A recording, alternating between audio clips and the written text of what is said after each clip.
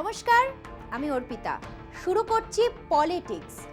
বেকারত্বে বিদ্ধ নরেন্দ্র মোদী ধর্মের দোহাইয়ে কোনো রকমে লোকসভা ভোটের বৈতরণী পার করলেও গত 10 বছরে দেশের বেকারত্ব বৃদ্ধি ও কর্মসংস্থান হ্রাসের দায় থেকে নিজেকে মুক্ত করতে পারছেন না প্রধানমন্ত্রী। উল্টে যত দিন যাচ্ছে ততই তীক্ষ্ণ হচ্ছে কেন্দ্রের বিজেপি শাসকের বিরুদ্ধে বিরোধীদের অভিযোগ। এভাবে চলতে থাকলে যে কোনো দিন পাশা উল্টে যেতে পারে, তা হাড়ে হাড়ে টের পাচ্ছে বিজেপি।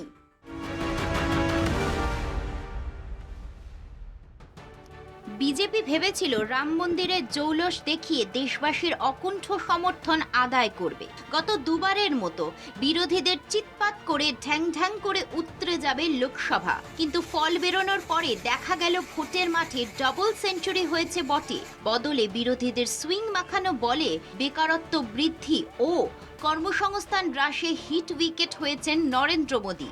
বছরে 2 কোটি বেকারকে চাকরির প্রতিশ্রুতি দিয়েও তা পূরণ না হওয়ার ব্যান্ড বাজিয়ে ভোটের প্রচারে নেমেছিল বিরোধী ইন্ডিয়া।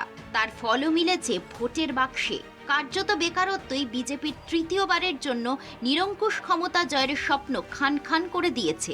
এ অভিযোগ কেবল বিরোধীদের নয়, দেশে চাকরির বেহাল পরিস্থিতির প্রতিফলন মিলেছে সেন্টার ফর মনিটরিং ইন্ডিয়ান ইকোনমির সমীক্ষার রিপোর্টেও। রিপোর্ট বলছে ভোটের মাস মেতে যেখানে বেকারত্বের হার ছিল 7%, জুনে সেটা বেড়ে দাঁড়ায় 9.2%। অর্থাৎ এক মাসেই বেকারত্ব বৃদ্ধির হার 2.5%-এর কাছাকাছি। সবচেয়ে অ্যালার্মিং, দেশের আর্থিক চিত্রে গ্রামাঞ্চলের বেকারত্বের হার শহরের খুব কাছে চলে এসেছে, যেটা অশনি সংকেত বলেই মনে করছেন অর্থনীতিবিদেরা। গ্রামের কস্ট অফ লিভিং কম বলেই এখনো অল্প আয়ে সংসার চলে অনায়াসে। কিন্তু সেখানেও যদি বেকারত্ব থাবা বসায়, তাহলে অদূর ভবিষ্যতে ভেঙে পড়তে পারে গ্রামীণ অর্থনীতির হাল। কর্মসংস্থানের সঙ্গে নিবিড় সম্পর্ক বেকারত্বের। এদেশে কর্মসংস্থানের কি হাল তা চোখে আঙুল দিয়ে দেখিয়ে দিয়েছে করোনা মহামারী। তারপরেও বেসরকারি কিংবা সরকারি ক্ষেত্রে চাকরির সুযোগ বাড়ানোর উদ্যোগ তেমনভাবে চোখে পড়েনি।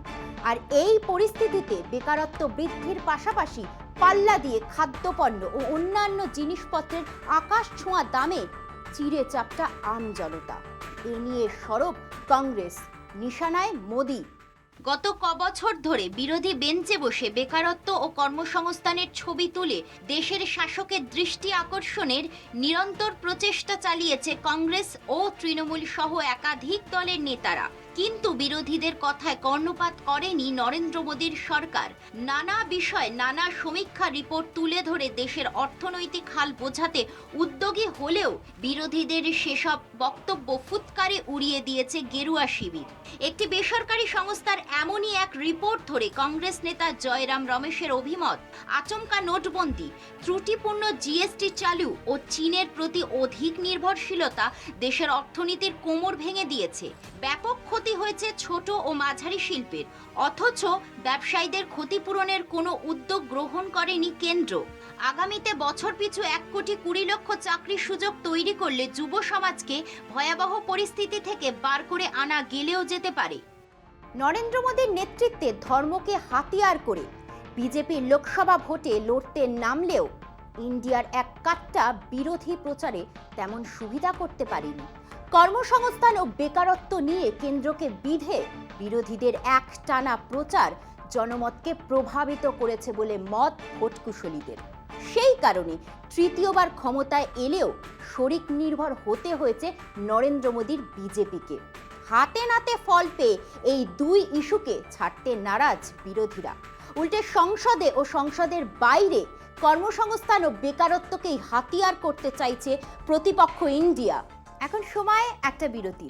ফিরছি বিরতি নিয়ে, সঙ্গে থাকুন। নতুন লোকসভার প্রথম অধিবেশনে হিন্দুত্ব নিয়ে বিরোধী দলনেতা রাহুল গান্ধীর মন্তব্য নিয়ে বিতর্ক এখনো কাটেনি। রাহুলকে লোকসভার ভিতরে কি করে বিপাকে ফেলা যায় তার নানা ছক কষছে বিজেপি। এই অবস্থায় রাহুলের পাশে দাঁড়িয়েছেন উত্তরাখণ্ডের জ্যোতিষপীঠের শঙ্করাচার্য স্বামী অভিমুক্তেশ্বরানন্দ সরস্বতী। তার অভিযোগ, রাহুলের মন্তব্যকে বিকৃত করে পরিবেশন করা হচ্ছে। আসুন শুনে নি কি বলছেন শঙ্করাচার্য। गांधी ने ये कह दिया कि हिंदू धर्म के विरुद्ध बात कह दी।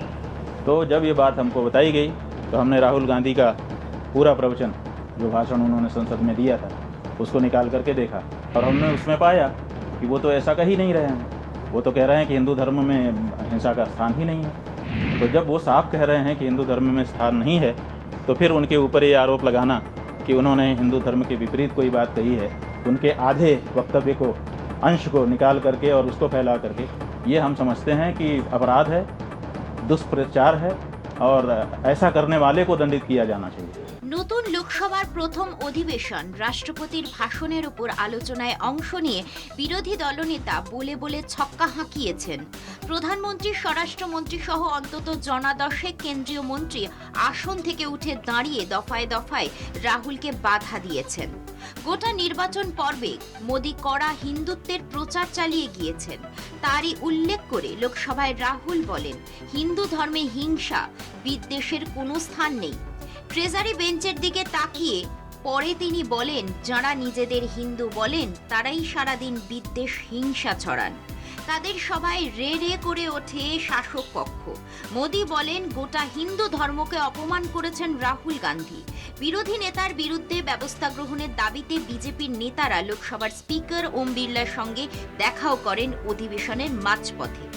বিজেপির মদতে বিভিন্ন দক্ষিণপন্থী সংগঠন রাহুলের বিরুদ্ধে পথে নেমেছে। কেউ কেউ আবার রাহুলের সাংসদ পদ কেড়ে নেওয়ারও দাবি জানিয়েছেন।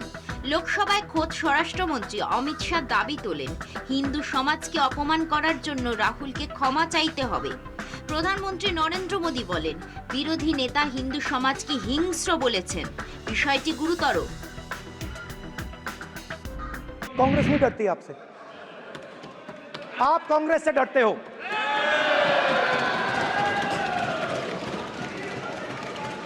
हिंसा, नफरत, माइनॉरिटीज के खिलाफ, मुसलमानों के खिलाफ, सिखों के खिलाफ, क्रिश्चियंस के खिलाफ। और माइनॉरिटीज ने क्या किया? माइनॉरिटीज ने क्या किया? हर स्फीयर में हिंदुस्तान को रिप्रेजेंट करते हैं, नाम रोशन करते हैं। पत्थर जैसे हिंदुस्तान के साथ एक साथ खड़े हैं,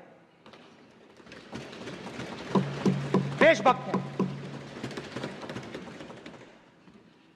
और आपने सारे के सारे माइनॉरिटीज पर आक्रमण किया, उनके खिलाफ हिंसा, नफरत फैलाई।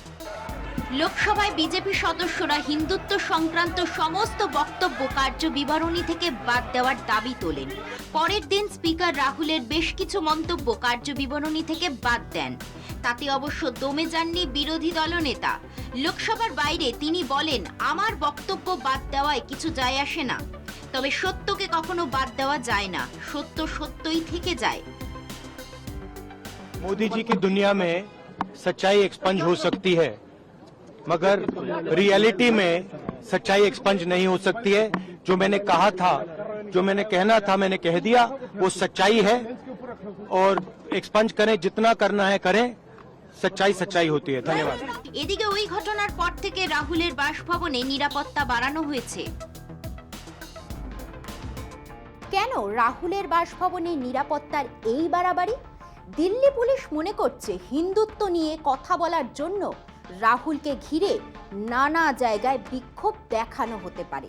বিভিন্ন দক্ষিণপন্থী সংগঠন তাকে নানান হুমকি দিচ্ছে, তার জন্যই রাহুলের বাসভবনের সামনে নিরাপত্তা বাড়ানো হয়েছে।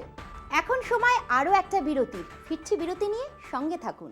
শ্যাম রাখি না কুল, এমনই ধন্দে জেরবার ইন্ডিয়া শরিক সিপিএম।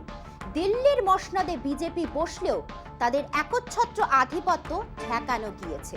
কিন্তু সিপিএম এর দলগত বিপন্নতা বাংলা বা কেরলের নির্বাচনী ফলেই স্পষ্ট। ইন্ডিয়া জোটের অন্যতম কারিগর হয়েও ওই দুই রাজ্যে সার্বিক জোট গড়তে ব্যর্থ হয়েছেন সীতারাম ইয়েচুরিরা। সর্বভারতীয় রাজনৈতিক বাধ্যবাধকতার সঙ্গে দেশের অঙ্গরাজ্যগুলির সংঘাত নতুন কিছু নয়। যুক্তরাষ্ট্রীয় ব্যবস্থায় তা প্রত্যাশিত বটে। সেই কারণেই মূলত জরুরি অবস্থার অবসানের পর থেকেই আঞ্চলিক রাজনীতির উত্থান। আর সেই থেকে সর্বভারতীয় রাজনীতিতে জোট কৌশলের গুরুত্ব বাড়তে থাকে। এমনকি কেন্দ্রে ক্ষমতা দখল বা ধরে রাখার স্বার্থে আঞ্চলিক দলগুলো অনেক ক্ষেত্রে চালিকা শক্তির ভূমিকা নেয়। কিন্তু জটিলতা বাড়ে যখন একই সঙ্গে আঞ্চলিক স্তরে দুই ভিন্ন মেরুর দল কেন্দ্রীয় জোটের অংশীদার হয়ে সাধারণ নির্বাচনে অবতীর্ণ হয়, যেটা লোকসভা নির্বাচনে ঘটেছে বাংলায় ও কেরলের মতো রাজ্যে। কংগ্রেসের কেন্দ্রীয় নেতৃত্বের সঙ্গে সুসম্পর্ক বজায় রাখলেও ইয়েচুরির দলের কেরলে প্রধান শত্রু রাহুল গান্ধী, মল্লিকার্জুন খার্গের দল। এবার লোকসভায় একটি মাত্র আসন জিততে সক্ষম হয়েছে সিপিএম, তাও গত বিধানসভা নির্বাচনে প্রাপ্ত ভোটের নিরিখে 10% কম পেয়েছে বামেরা।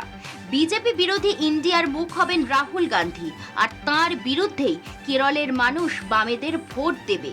সেটা অবাস্তব ভাবনা। এই লোকসভা ভোটের ফল সিপিএম নেতৃত্বকে সেই শিক্ষাই দিয়েছে। এক রাজ্যে 3.5 দশক শাসন করেও সিপিএম তথা বামফ্রন্ট শূন্য। দক্ষিণের কেরলে সিপিএম এর শাসন বজায় থাকলেও এবার লোকসভায় সাফল্য তলানিতে গিয়ে ঠেকেছে। সিপিএম এর রক্তক্ষরণ ধারাবাহিকভাবেই চলছে। নেতৃত্বে বদল আনলেও সিপিএম এর বিপর্যয় ঠেকানো যাচ্ছে না।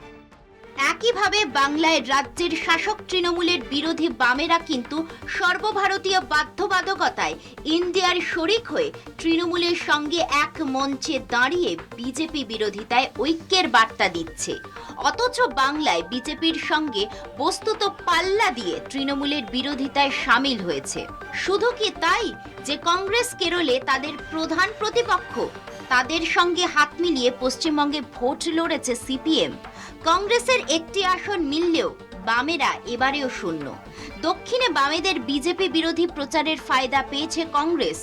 বাংলায় একা লড়েও বিজেপিকে পর্যুদস্ত করেছে তৃণমূল। লোকসভা ভোটের ফলাফল পর্যালোচনা করতে গিয়ে দুই রাজ্যের কমরেডই আগামী বিধানসভা নির্বাচনেও আশার আলো দেখতে পায়নি। কেরলে ক্ষমতা হারানো অবশ্যম্ভাবী বলেই শঙ্কিত পিনারাই বিজয়নরা। ইন্ডিয়া মঞ্চে এক রূপ আর রাজ্যে রাজ্যে আরেক। এই দ্বিমুখী কৌশল সিপিএমকে খাদের আরও কিনারে নিয়ে গিয়েছে। কেরলে যেমন কংগ্রেসের হাত ধরা সম্ভব নয়, তেমনি বাংলায় তৃণমূলের। এই সংকট থেকে পরিত্রাণের পথ খুঁজে পাচ্ছে না সিপিএম। এক অদ্ভুত ধাঁধা, কিছুতেই সমাধান পাচ্ছে না বামেরা। পলিটিক্স আজ এই পর্যন্তই। অন্যান্য খবরের জন্য চোখ রাখুন কলকাতা টিভির পর্দায়। রাত দিন 7 দিন।